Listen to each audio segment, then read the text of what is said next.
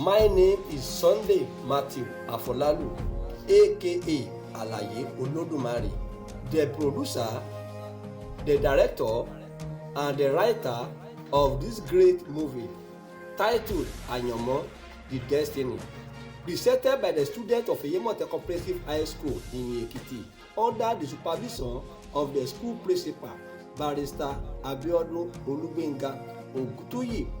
Please subscribe to my YouTube channel Afolalu Sunday Matthew.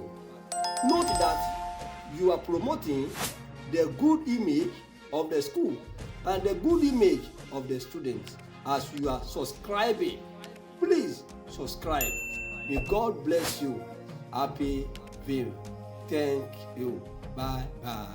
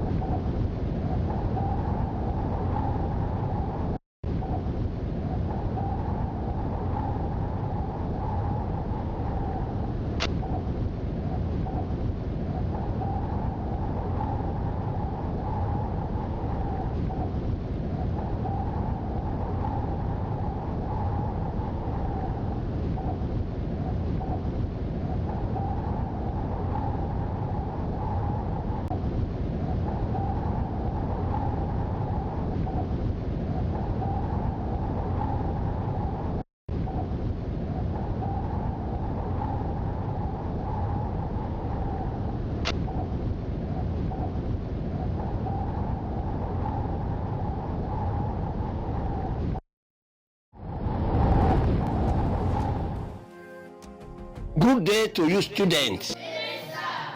How was your night?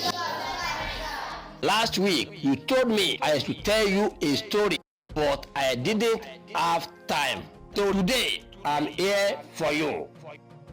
Which story do you want from me? Please tell us the story of lion and tortoise. Sir, tell us the story of snake and cat. Please, sir, tell us the story of the wicked soul. Please, sir, tell us the story of cat and rat. Please, sir, tell us the story of the golden ring. Please, sir, tell us the story of the wise men. Please, sir, tell us the story of giraffe and cat. Please, sir, tell us the story of the wicked soul. All your stories are very, very interesting. But I have a storybook with me right now. The title is AYANMO, The Destiny. The story is very, very interesting. If you can listen very carefully, you will gain 2 or 3 things.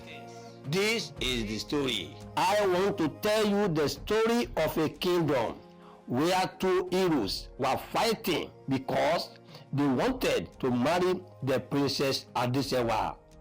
During the struggle, both of them were commanded by Olori Ojuolape to confront themselves in battle, and she said whoever won will marry Adesewa.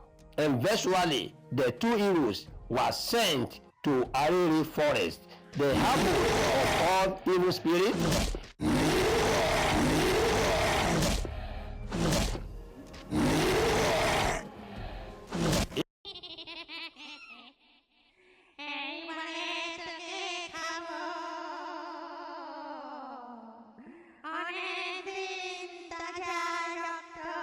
Evil animals,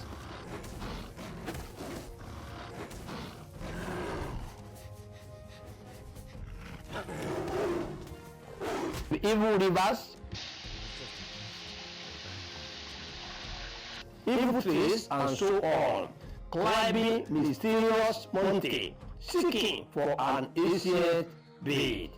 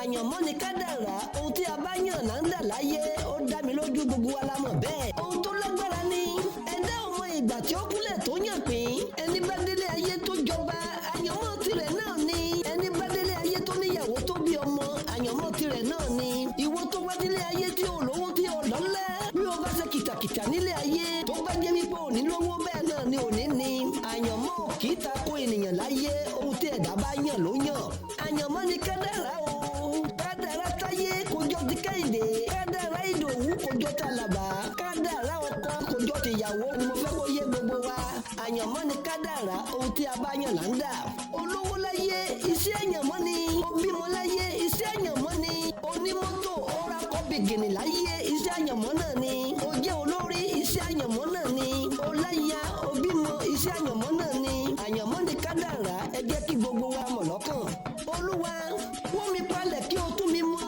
tó bá jẹ́ wípé kádàrá ibi ni mo yàn látòde ọ̀run wá ọba mímọ́ yí padà sí rere olúwa ọlọ́run olódùmarè ìràkìtà ọ̀dọ́là láyé ohun tí ẹ̀dá bá yàn ló jẹ́ ẹ jẹ́ kí a dé orí wa mú ẹ jẹ́ kí a bẹ orí wa kádàrá kádàrá kádàrá àti àyànmọ́ ohun kankan náà ni mo sọ fún gbogbo mùtúmọ̀ wa. ọjọ́ ayọ̀ pé ta ló ń bẹ níbẹ̀ ọjọ́ àkúrẹ̀ yọ ta ló ń bẹ níbẹ̀ ó ayọ̀ la ó ṣe nílé ayé ó ayọ̀ la ó jẹ́ nílé ayé àyànmọ́ ò lè dá tẹ̀lé àyànmọ́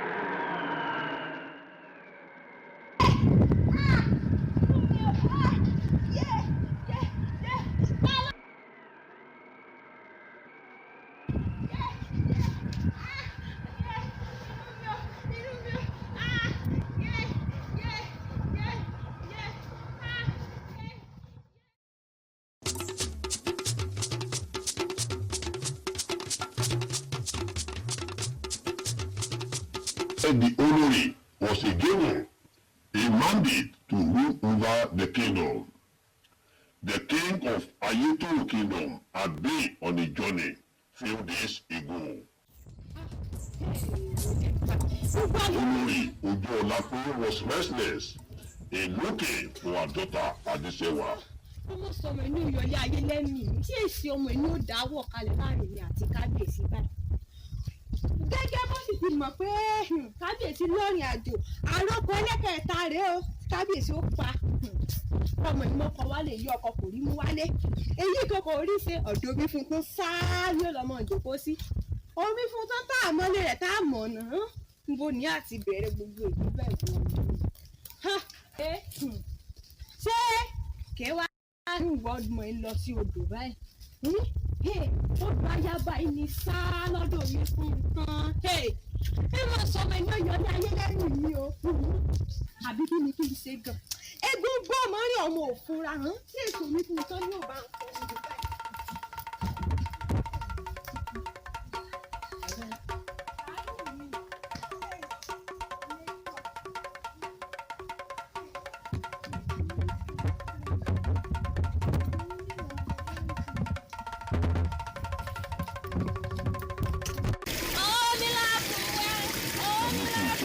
The daughter of Iyin, who was a friend to Adesewa, the princess, she liked going to play in the stream.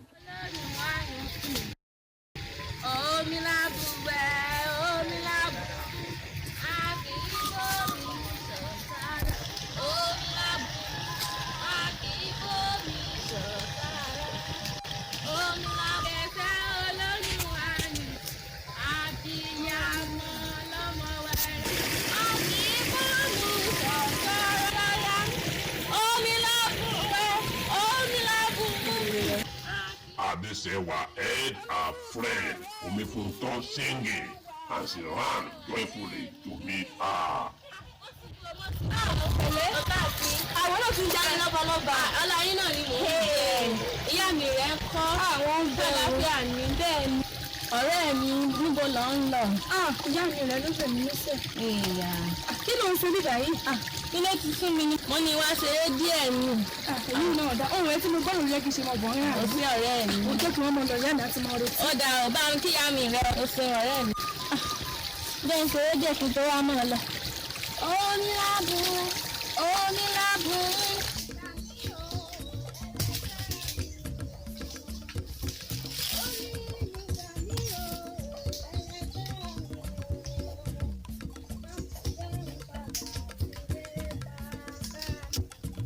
Olori Ojuolape couldn't stop worrying in looking for her daughter Adesewa.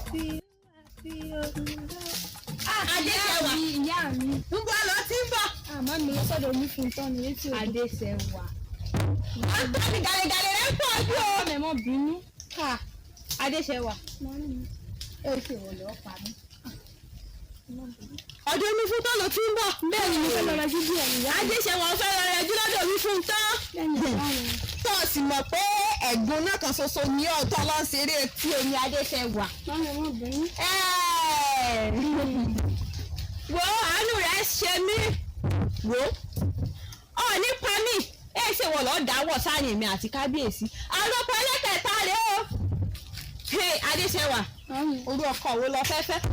Wo màmí bẹ́ẹ̀ ti ṣe mọ̀ mí o. Mo mọ̀ èmi Adesewa ẹ wo ọkọ tó jẹ́ pé kó máa lówó dání jẹ́ pé wọ́n máa ní ìtọ́ obìnrin tó yẹ pé jagunjagun tún ni irú ọkọ tí mo fẹ́ fẹ́. Irú ọkọ tó fẹ́ ni. Bẹ́ẹ̀ ni Adesewa níbi tó àwọn adé dúró yìí wo kọ́ mú ẹsẹ̀ rẹ lẹ́sọ̀ọ́sọ́ ní o kọ́ mọ̀rìn rẹ nùlù má dojú tì mí o ẹ̀gún náà kan ṣoṣo ní ò gbọ́dọ̀ ṣeré etí omi ò gbọ́dọ̀ dojú tì mí o ibi tí mo rán ń kọ́ wo mo fún ọ ní ìṣẹ́jú méjì nísìnyí kọ́ gbọ̀nà bẹ̀ bí mo ti wú ọ wo bọ́ọ̀lọ́kọ́ rí mi kọ́ bá mi lé sí o gbọ́dọ̀ wọlé tó tó bá yọ̀dọ̀ mi fún tó pẹ́ wo.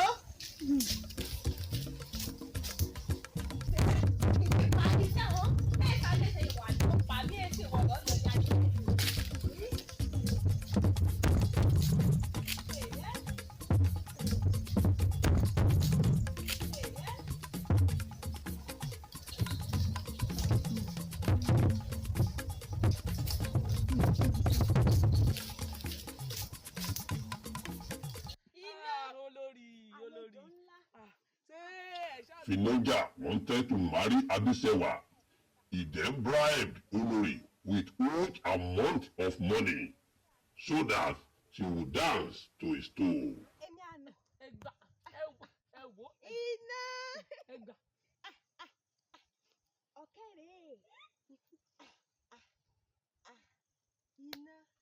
Èmi nìkan tán. Ẹ̀yin mi o. Máa gbé àdúrà èyí wá ká mọ́. Bẹ́ẹ̀ni. Mo sáà ń fura pé ọ̀sẹ̀ á pè ń kọ̀rọ̀. Ṣùgbọ́n ẹ má gbàgbé àdéhùn wa o. Àdéhùn. Ṣé ń pa Adéṣẹ́wà? Bẹ́ẹ̀ni. Iná jojo ọtí fàdéṣẹ́wà. Wo. Iná ni mí. Àti pé tó bá jẹ́ pọ̀ rìn dáadáa, ó ṣeé ṣe kó pàdé rẹ̀ lọ́nà. Ó ṣeé ṣe pàdé rẹ̀ lọ. Ṣùgbọ́n tó bá ti ọmọ pé alágídí ọmọ ni ṣùgbọ́n ọ̀wá já ṣe báyìí ó ṣeé ṣe kẹ́ pàdé ara yín lọ́la tó bá ti dọjọ́rọ̀ ọ̀la mo ṣèlérí fún ọ pé ń dọ́gbọ́n bẹ́ẹ̀ lọ ọ̀nà dé àgbálùmọ̀ tó máa ń gbà ọ̀rì ń bẹ. A máa ṣe kòńgẹ́ ara yín ni gẹ́lẹ́. Mo ti fi ọmọ bá yá wa gbádùn mi màkẹ́rù wa mà ṣé èmi iná alágbára ológun Olórí ẹ mọ̀ tẹ̀ ń dá yín dúró síbi. Ṣùgbọ́n tójú bá yẹjú. Òun ò gbọ́dọ̀ yẹ ní dalẹ̀. Ina was happy because Olori had given him her maximum support to marry Adesewa.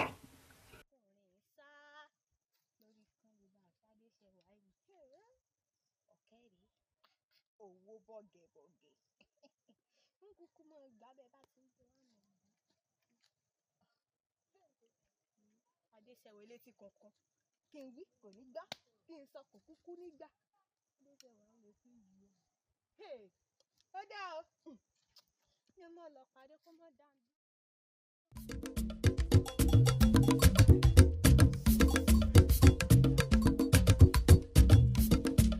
Adesewa was sent on an errand by her mother.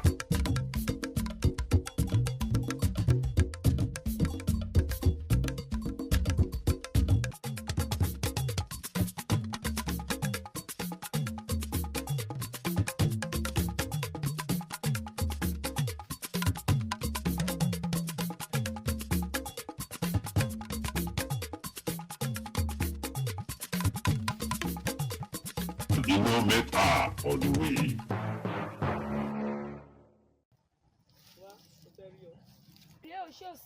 Tó mọ̀ bá sí mi o. Ọmọọba mo fẹ́ fẹ́ ọ. Mo nífẹ̀ẹ́ rẹ. Èmi ọmọọba Adéṣẹ́wà ló sọ pé ó fẹ́ fẹ́. Ta ni kí ló jẹ́ nínú ìlú yìí? Èmi ni iná. Iná. Iná tó ń fi súfúrú jó. Ọmọọba jọ̀wọ́ mo fẹ́ fẹ́ ẹ. Mo ti rí ìwà tọ̀rẹ́ létí odò ṣùgbọ́n mi ò fẹ́ jẹ́ tí ọ̀rẹ́ sí ń bẹ. Jọ̀wọ́ jẹ́ ń fẹ́ ẹ.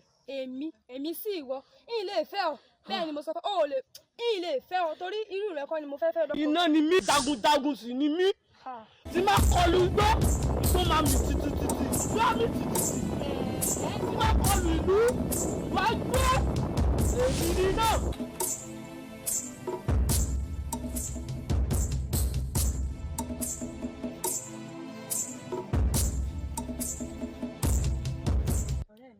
Ọlọ́gbọ́n màá ní ìyá wa sọ fún alẹ́ kan ń tọ́mọ̀ ni pípé tọ́ba ọba sílé olórí ó ṣe bí ọba ni olórí gan tí wọ́n ń gbéraga jù. Bẹ́ẹ̀ ni bó ṣe máa ń ṣẹnu ìyá wa ti ní ká mọ̀ pé.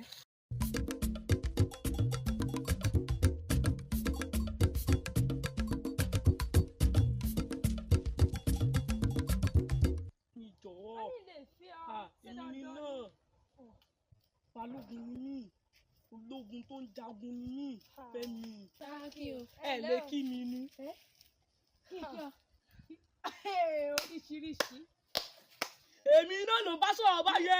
Iná ń ká kí ló dé báyẹ̀ pé iná ń ká kí ló wá kàn mí. Mo ń jẹjọ́ ọmọọba ni ìbá pọ́. Kó o torí bí òkú kòkòtò kí ló ti á ná. Màá sọ yín sílẹ̀ gbàm tó gbé mi. Ilẹ̀ kọ́ àwọn. Ina was embarrassed by one of the maidens during his conversation with Adesewa. Ọmọọba mo dá wọn lóhùn. Torí pé ìwà rẹ ni ò dáná ṣe kí o. Ìwà mi dà. Ìwà rẹ ò dáa. Mo dá wọn lóhùn. Tọ́tù kan tán ni wọ́n sọ lẹ́nu. sórí arábìnrin tó bú mi yẹn bàbá ẹ̀ ó dákú èmi mo lọ jí kò mọ̀re rárá àti rárá. ẹyin yín náà wá kàn mí. ọmọọba mo rò tí mo fẹ́ mi.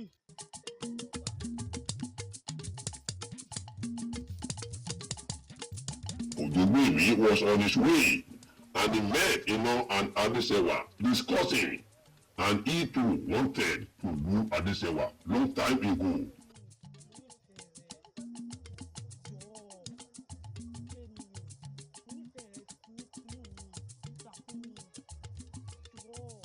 And he made his U-turn and called Adesewa.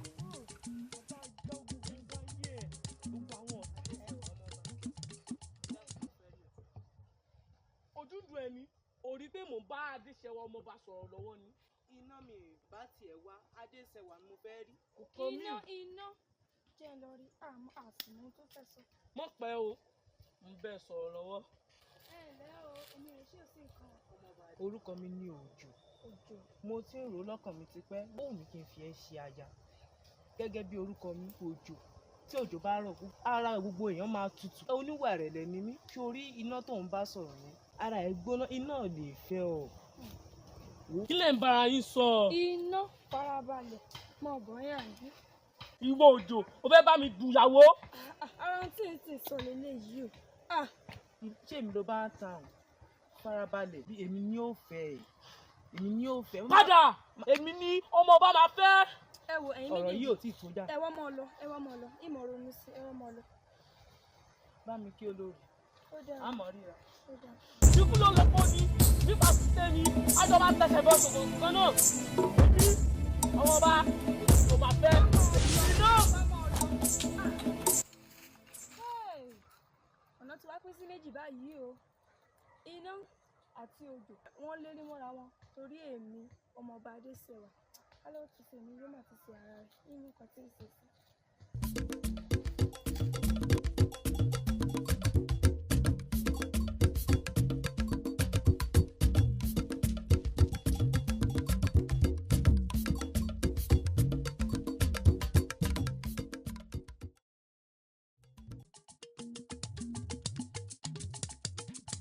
Ino's sister was going to the stream to fetch water.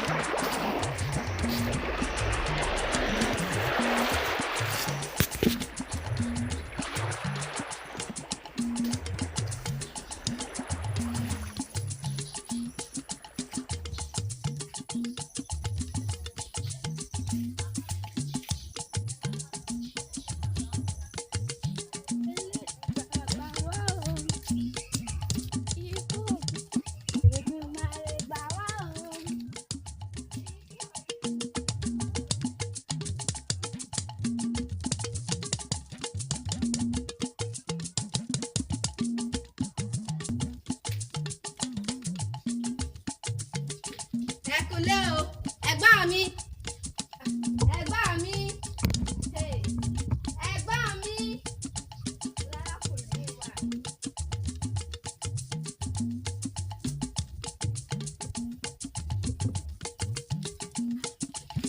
ẹ̀gbọ́n mi. elédùn àmàṣánú wa o.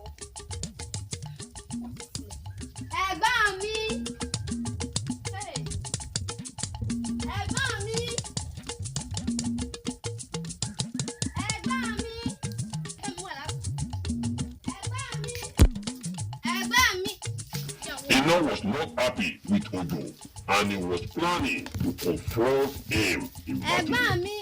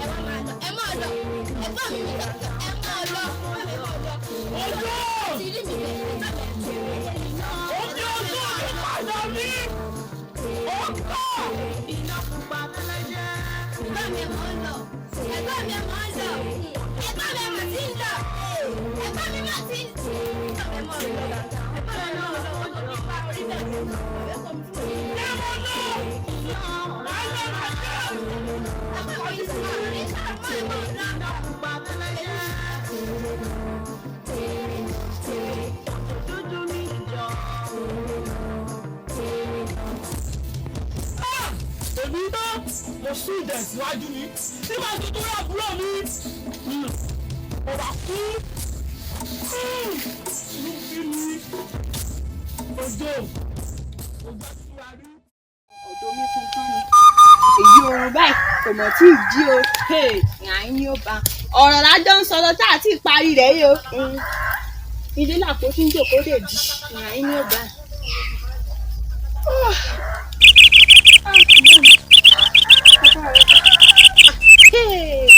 ẹ pẹ̀lẹ́ o mọ̀mọ́ ọ̀gbẹ́ mi ni èmi sì ọkọ̀ ń yọ bá yóò rí ọ ọ̀dọ̀ mi fún tó tó bẹ́sẹ̀ dẹ́ bá ti dúró lé báyìí nínú ìyẹ̀wù lọ́ọ́ déjúmọ́ ń lọ gbéra sọ jòkó ọmú díẹ̀ ló pèsè.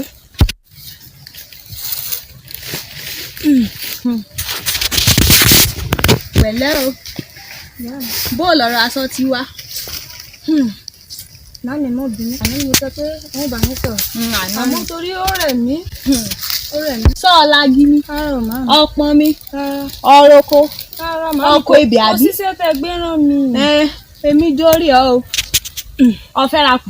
Adesewa came with your mother what he came across on our way coming and how and you were about to fight but he wanted to marry her.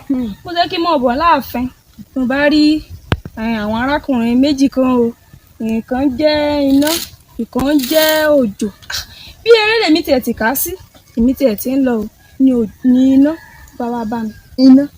iná ọmọ rárá bẹ́ẹ̀ni iná dodo bẹ́ẹ̀ni ìyá mi. ọwọ́ dodo ọwọ́ yẹri lábí ìjà èmi lówó dé o. Màámi ṣé iná náà lẹ kì báwọn. iná ni o.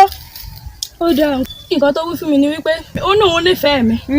bẹ́ẹ̀ ni nǹkan tó wí fún mi ni. iná ọmọ rárá nífẹ̀ẹ́ rẹ̀. bẹ́ẹ̀ ni o kì í ṣe òun nìkan àti òjò ni o ó ní òun náà nífẹ̀ẹ́ mi. òjò wo òjò èmi àlọ́ fi ṣe. Màámi òjò ní ìwà rẹ̀lẹ̀ kò dàbí iná. ìwà rẹ̀lẹ̀ wọ́n ló ní. padà má sọ bẹ́ẹ̀ mọ́. òjò owó wo nìran òjò ní nílùú wa yìí. ilá òdi gàgàgà kó gajò lóko lọ.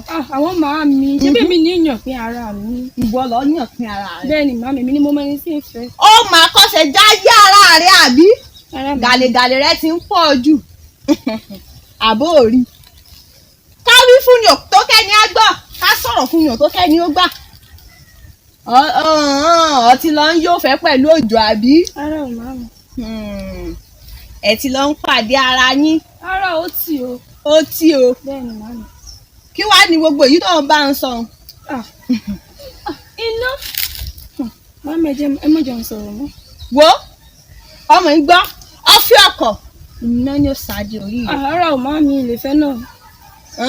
bẹ́ẹ̀ ni màámi. kí n kó jẹ kí n má sọ bẹ́ẹ̀ má bí n wà joyè ọpẹ́ àgbà tó jókòó síbẹ̀ tẹ́lẹ̀ nǹkan tó bá rí ọmọdé bó bá gun ní adílájà mẹ́jọ kò lè rí ó tọrọ mo wí fún ọ. ọmọ yìí mọ́ lọ́mọ́lọ́ ọ̀húnú bí mi. màámi ẹ má bínú ẹ jẹ bùrẹ́ màámi ẹ jẹ bùrẹ́ màámi mo fẹ́ bá yín sọ̀rọ̀. omi fún tán ní ibẹ̀ lágbàlá mo sì fẹ́ kó ibẹ̀ lágbàlá lọ́pẹ́ wà. ó dà màámi ẹ ṣé o. èyí ò dé.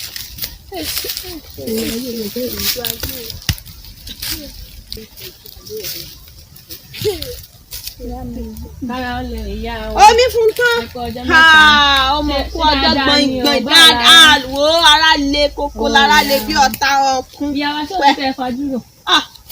torí kó má bàa sí nǹkan ni èmi àtàdéṣewà là ń fọ̀rọ̀ jomi tó ro ọ̀rọ̀ jẹ torí kó má sọ̀kì bó ẹ̀ adéṣewà sọ̀rọ̀. ìyá wa mo máa ń bá sọ̀rọ̀ o. tó ní bá nìkan náà tó ní bá sọ̀rọ̀ o. omi fún tán ọ̀rẹ́ ẹ̀rọ lọ ń ṣe. bóòrè méjì bá ń bára wọn rìn bó bá múra wọlé. tán rẹ́rìn síta wò ó tó ń múra wọn wọlé àwọn afẹ́yìn síta irọ́ pẹ́ńbélé náà ń pa fúnra wọn. ṣùgbọ́n tọ́ọ̀rẹ́ méjì bá múra wọn wọlé tójú wọn korò bóde òótọ́ ọ̀rọ̀ náà bára wọn sọ. ẹ bára yín sọ tọrọ. ìyá wa wò ó kún gbìyànjú tèmi o ìyá wa mo ń gbìyànjú tèmi lórí adéṣẹwà o. òní ò fẹ́ gbọ́. òní èso dọ̀rọ̀. òní ò fẹ́ gbọ́rọ̀ o. omi fún tán ọ̀rọ̀ kankan máa ń gbé ń lọ́kàn tí n fẹ́ béèrè lọ́wọ́ rẹ lọ́jọ́ tó ti pẹ́.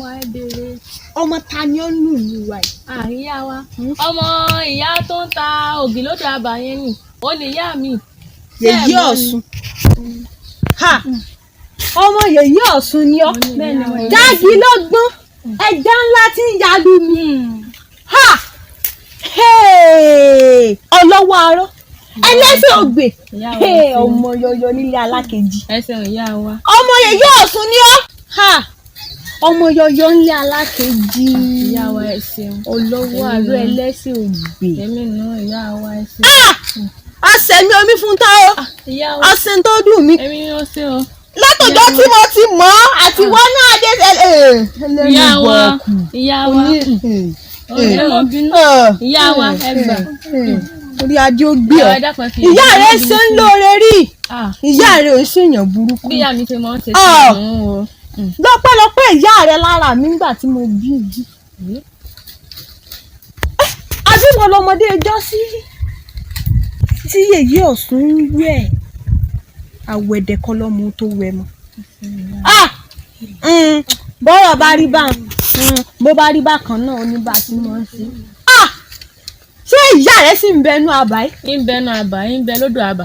odò àbá ń bẹ ní sọ̀rọ̀ níbi tó ti ń tóògì. ó dáa bó bá rí bákan náà wò ó ń mọ̀ rí ọ ẹ ṣe ìyá wa. ìwọ ọ̀rọ̀ rẹ ń mọ̀ rò ọ fẹ́ sin ọ̀rẹ́ rẹ.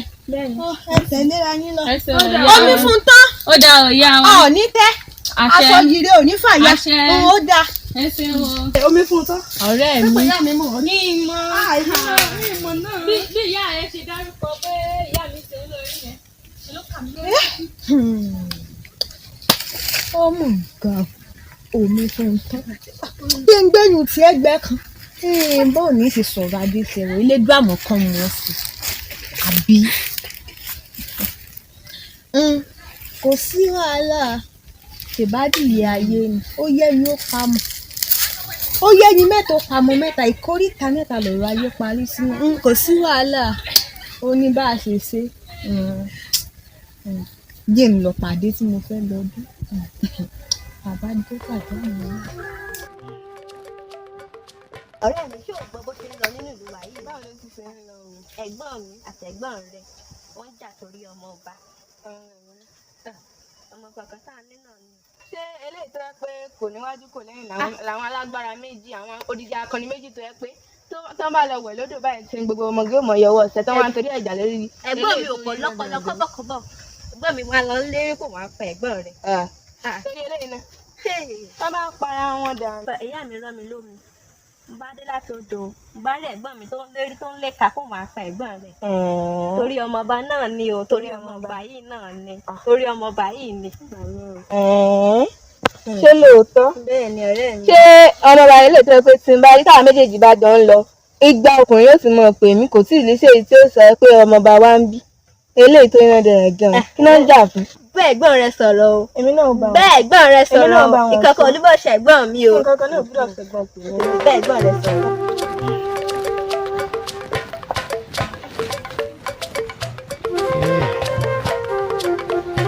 mọ́mọ́ ọ̀dọ́lá bí bàbá mi ti ṣe kọ́ mi pé kí n má máa bínú ẹ dúró náà ṣé ilé wà pé òun lè ṣe ní jàǹbá ni torí ọmọọba ìlú ọmọọba á fẹ́ ọmọọba ọkọ̀ tí ẹ̀ lè fẹ́ ní iná gbígbé aga ara rẹ̀ sì gbóná wọ́n bá mi jà nítorí obìnrin èmi òjò rárá àti ń paná gbẹlẹ̀ ó dán. ẹni ta ní kó bá wa sún oúnjẹ wa ń kọ́ ibi sì ń pa mí. fi bí onídẹ ìkòkò onídẹ àlàbà látara ẹ̀rọ tí wọ́n fi dá mẹ́ta torí kéèyàn ṣàgbé tí òun wá yìí ó dáyọ̀ dúró látara ọ̀sùn mi. ọ̀rẹ́ mi rárá oúnjẹ àgbọn mo fẹ́ sáré sí. ọ̀rẹ́ mi kò ṣẹ́ kí ló kó bẹ́ẹ̀ ṣe inú rẹ̀ yóò dó mo ń ṣèyọ yìí ló bí ìṣèdá náà ni wọ́n ti ń dára sáárọ̀ kò dá. ọ̀rẹ́ mi ṣèdè mo wá gbà.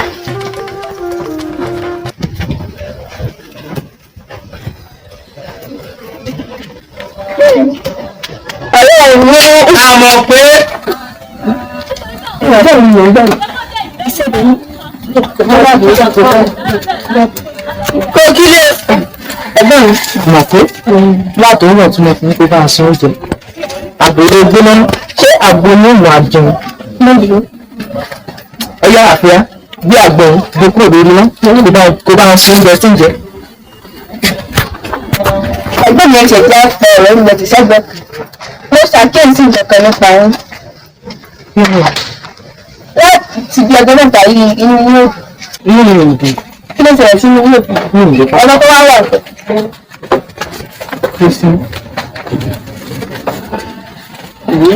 ọ̀rọ̀ ọmọọba ń gbà mí láàmú tó bá rí bí iná sí ń sọ̀rọ̀ sí mi nítorí ọmọọba bẹ́ẹ̀ ni wọ́n wù mí lọ́kàn láti fi ọmọọba.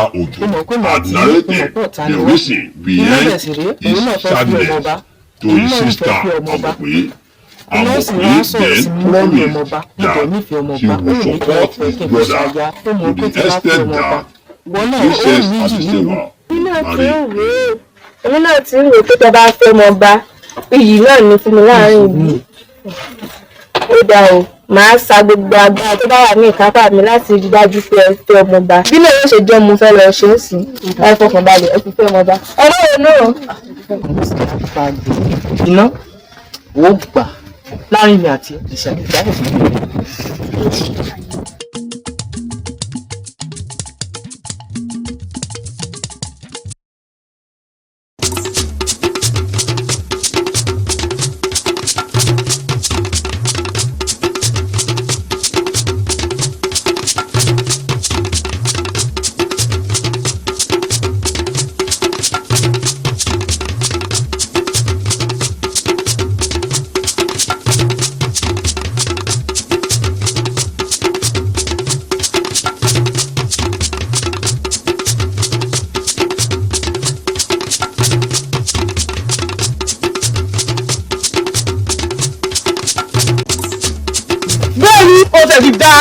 ìwọ ló bí iná jẹ ọmọ ọba tani ó ní ìlú ìwà yìí. ṣé lóòótọ́. bẹ́ẹ̀ni mo kí kó wọlé èmi ló ráyè mọ́. ìwọ iná àbíkílẹ̀ tó orúkọ rẹ gidigidi ẹni ní ìlú ìwé fẹ́ máa pọ̀jù fún ọ kí ni ìsì alẹ́. ìwọ ni ìwọ tó kọ́ ni bó ti gbọ́ òkùnkùn ìwọ tó kọ́ ni ọkọ ni ẹ̀. ṣé wàá rí ọmọ ọmọdé náà fẹ́ fẹ́ o ní ìlú ìdó fẹ́. hánà ìwọ ló pa ó tí ọmọ tó lórí máa ṣe máa fi ọmọ bá. èmi fi ọmọ bá. ọlọ́gbẹ́rẹ́ máa fi ọmọ bá òsì ọdún ìjẹ́ sí ẹ̀wọ̀ ẹ̀mí ló ráyè mọ́. kò sí nǹkan tó lè fi mí ṣe èmi obìnrin àtẹ̀yìntàn kò sí nǹkan tí bàbá báyọ̀ lè fi mí ṣe. dídá dídá máa pa á. ìwọ ń gbàdá ní àbí mo ti kú ọdún àgbáyé mi lórúkọ tá à ń pẹlẹ ìwọ bọ nílẹ̀ bẹ́ẹ̀ ni láàyè.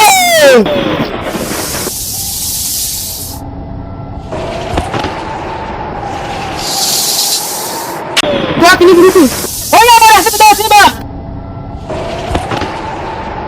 ó gbọ́ padà ọjọ́ àbí ọjọ́ tún wá rí.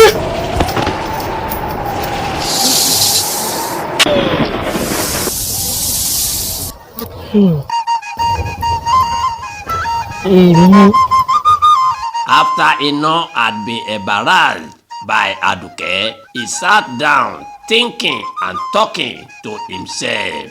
ẹ̀ ń tẹ̀lé lágbára fún mi mi ò lágbára mú iná mi ọ̀rẹ́ mi iná mi ọ̀rẹ́ mi kí ni ìfẹ́ tó ṣe ronú kò lè yọ. àtọ̀kọ́ mo ti kú ẹ kó tí ń bá nǹkan sọ̀rọ̀ iná ni ẹ ò júbọ sójú tó bá jẹ́ ilé iná nìyí kí ló dé tí obìnrin lásán lásán ti máa kojú ìjà sí i. obìnrin lásán lásán báwo. obìnrin yẹn ní ò tiẹ̀ mọ̀ pé ó ní agbára ó tún bá ní ìlú agbára tó tó bẹ́ẹ̀ ni. èyí ló ní ní ológun ní ó tún gba ìdá lọ́wọ́ mi mo sì fẹ́ dì í ní oṣù wá. èèmọ̀ rẹ o. ṣé èmi agbára mú ni. ó lágbára o ara rẹ sì pọ̀. ọ̀gbọ́n tún ṣe sọ ara mi. ó dàbọ̀. ó dá o bá mi kí o.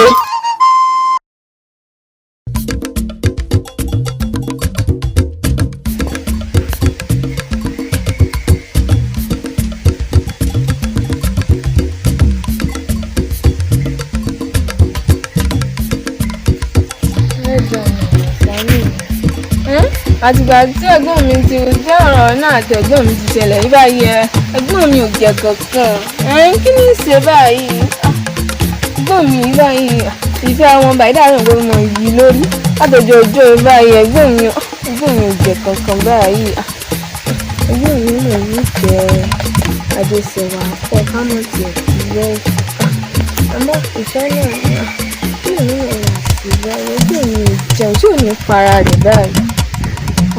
Lójúmọ́ ìmọ̀ sánú mi ẹgbọ́n mi nìkan ló mọ̀ kù fún mi láti gbà táwọn òbí wa ti lọ lójúmọ́ ìsánú mi mo jẹ́ kẹ́gbọ́n mi ó bá ti jáde sẹ̀wà kú báyìí. Ẹlẹ́dàá ẹgbẹ́ ọwọ́ rẹ o bá ti wá wù ọ́ kó o ṣe alátùsè mi náà má tún ṣe ara.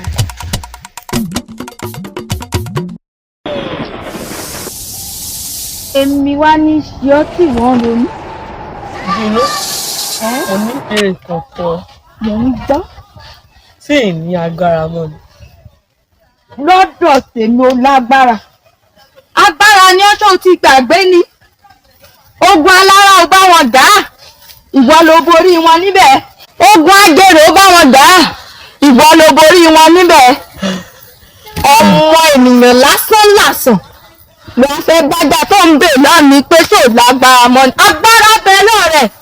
Olóògùn gan.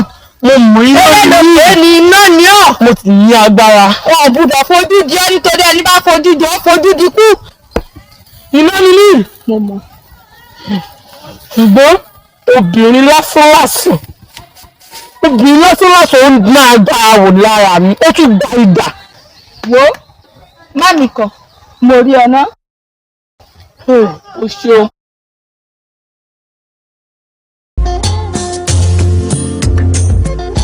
Adesewa didn't love enough because of his attitude and she was prepared to marry him. Ìfẹ́ ooo làkọjá, ìfẹ́ ooo làkọjá ooo. Olólùfẹ́ mi bá mi gbọ́, olólùfẹ́ mi bá mi gbọ́.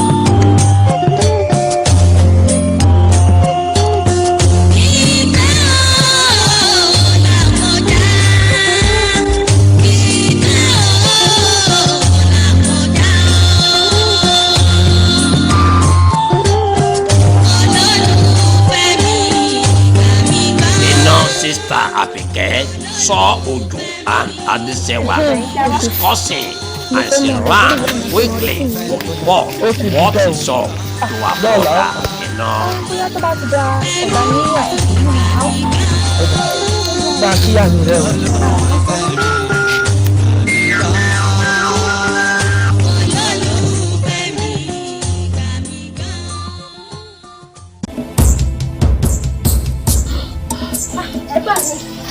Ẹ̀gbọ́n mi. Báwo? Ó ṣàwọn àpèyàn bẹ́ẹ̀ tó rẹ́ dákú. Ẹ̀gbọ́n mi. Kí ló dé? A ló ń lé ẹbọ. Ẹ̀gbọ́n mi, mo rí Adéṣẹwà àti Òjò níbi tí wọ́n ti ń lọ́ mára wọn lábẹ́ igi. Sọ̀wọ̀. Ẹ̀gbọ́n mi, olórí ti gbà yín. Ilé olórí yá ló wá ti di àárọ̀ kùtùkùtù ọlá. Ilé olórí yá. Ẹ̀gbọ́n mi, màá tẹ̀lé yín. Olórí ti lẹ ẹwọ ó ti gbọ́dọ̀ balẹ̀ lọ. Bẹ́ẹ̀ni ẹ̀gbọ́n mi. Ó gbọ́dọ̀ balẹ̀ lọ. Bẹ́ẹ̀ni ẹ̀gbọ́n mi. Bẹ́ẹ̀ lọ múra lẹ̀. Yìí. Àbọ̀wá náà. Àbọ̀wá náà.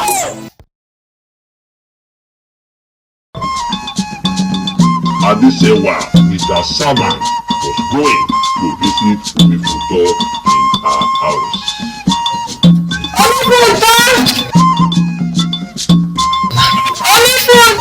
Ìyá wa ṣe ìwà wà ní ọ̀gá. màmá mi. Ọmọ ìṣòro ní. Olùkú ká o. Tánu o, tánu. Alátàárọ̀ ẹgbẹ́ ní sẹ̀wà rẹ̀ mi. Má bínú sí mi. Ìyá mi rẹ̀ ń kọ́. Àwọn bẹ́ẹ̀ ní ẹ̀rọ mẹ́ta. Ìyá mi rẹ̀ náà ló sọ pé kí wọ́n sọ́dọ̀ rẹ̀. Ó dá mọ́ ọ̀dọ̀ mi. Ó dá mọ́ ọ̀dọ̀ mi. Àwọn ọlọ́gbọ̀n ń bọ̀ lókun gbọ̀ngàn. Mo gbọ̀ngàn.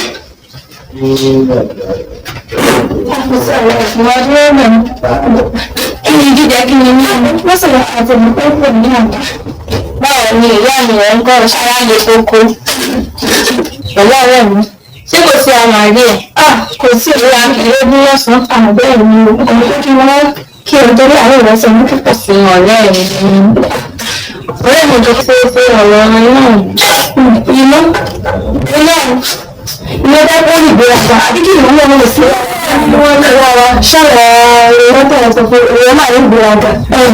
Ìyẹn ní ìgbéraga òjò sì níwà tó kù jù lọ. Ìyẹn tó jẹ wípé onígbéraga rẹ̀ bẹ́ẹ̀ ni ọ̀rẹ́ rẹ̀ onígbéraga rẹ̀ tó ìgbéraga rẹ̀ gan ní ṣe ní fún ọ̀rẹ́ mi. Bí wọ́n dàbẹ́ ni pé ìyá wa ti lówó lọ́wọ́ náà. Ọ̀rẹ́ mi ló jẹ́ sọ fún ìyá wa iye tí ọba gbà lọ́wọ́ náà kọ́ra dá padà wọn. Lórí náà iná ṣe gbogbo di ọ̀rẹ́ mi rárá. Nígbà tí mo yọ ní àyè mo rí iná ẹ bá rí ṣe ní ọmọbìnrin kan àwọn afẹ́rẹ́ pé lọ́wọ́ tó rí mi dáná rẹ̀ ìdáfẹ́ pàdé. Nínú àwọn náà nínú ìlú wa ní ìlú wa yìí. Wọ́n ti ti wọ́n gbé ọ̀rọ̀ ìdájì. Mo wà ní oníta sábì yọ ọmọ ọlọ. Ọ̀rẹ́ mi wọ́n ti yá àmú. Mo ní ọjọ́ ọlọ́ọ̀jẹ́. Mo ní ọmọ ọlọ́ọ̀mú. Bí o bá délé yín ilé jẹ́ nǹkan kan wà. Àjẹ́ àwọn ọmọ àdùnmọ́lẹ̀ jẹ́ ọmọdé ọ̀rẹ́ ẹ̀ bá lọ kí àwọn ìrẹ́ ọ̀rẹ́. Enough had been disappointed with Olori. He planned to confront Olori in the palace.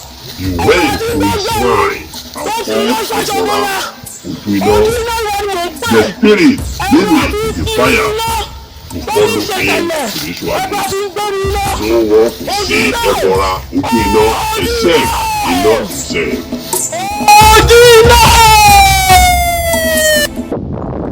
Ojúmọ́ èmi ni mo fi ẹ́ o ṣe pé òjòjú tì mí ìwọ̀n ẹ̀bọ̀ra tó ń gbénu iná ìwọ̀n ẹ̀bọ̀ra tó ń gbénu ọ̀run èé ṣe tí wọ́n fi pè mí olórí rí mo fẹ́ fi ọmọ ọba wá lọ gbé ọmọ ọba fún òjò lásán tó dàbí aṣọ òlúlẹ̀ mo ń fún lọ́wọ́ mo ń fún ní gbọ̀ngàn kan tó béèrè lọ́wọ́ mi ó wá dà mí ọgbọ́n mi bẹ̀rẹ̀ orin tó bẹ̀rẹ̀ lọ. Kí ni a fẹ́ kí n ṣe báyìí? Àwọn ọ̀gá mi mo bá kojú olórí. Ìgbà ayédè. Ẹ ṣeun. Ọdún yẹn.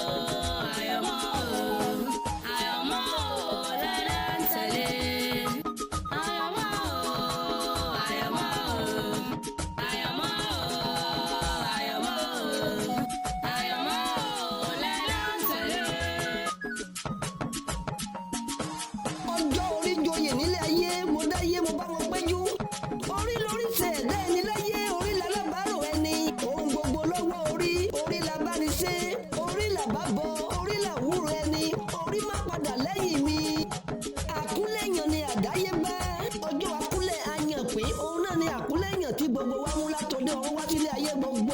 Àyànmọ́ ni kádàrá, ohun tí a bá yàn là ń dà láyé, ó dá mi lójú gbogbo wa la mọ̀ bẹ́ẹ̀. Ohun tó lágbára ni ẹ̀dá ọmọ ìgbà tí ó kúnlẹ̀ tó yàn pín.